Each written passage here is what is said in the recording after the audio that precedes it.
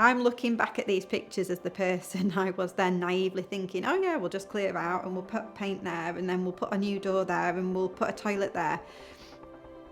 When I took these photos, never did I imagine the process that I would have to embark on. I've got 2 daughters who are mad about football, mad about the football team and the girls that surround them, so I've just gone on the journey with them. I came to watch and was just in shock at the lack of facilities that they had as girls. I suppose it was really a bit abandoned, and there'd been a lot of fly tipping in the area, a lot of graffiti.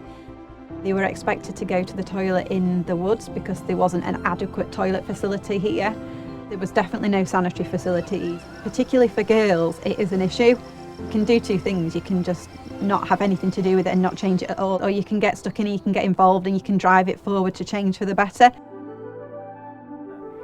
Oh, she doesn't give up. She's got the drive. Once she puts her mind to something, she certainly doesn't let it lie. It was a massive team effort. It wasn't just me. I pushed it through, but it was the individual parents who had the trade skills and who volunteered for free and spent time doing this on their weekends and their Sundays, and it was just a labour of love really in the end. So the goal was the toilets, but then it just grew, and it was like, actually we do need kitchen facilities and it would be great if we could clear this space. It helps the tuck shop, which generates the money to help the club. Whenever you're like cold or anything, you can just go in there and make yourself something to keep you warm. I feel like we just didn't give up, and as a team we just persisted and persisted.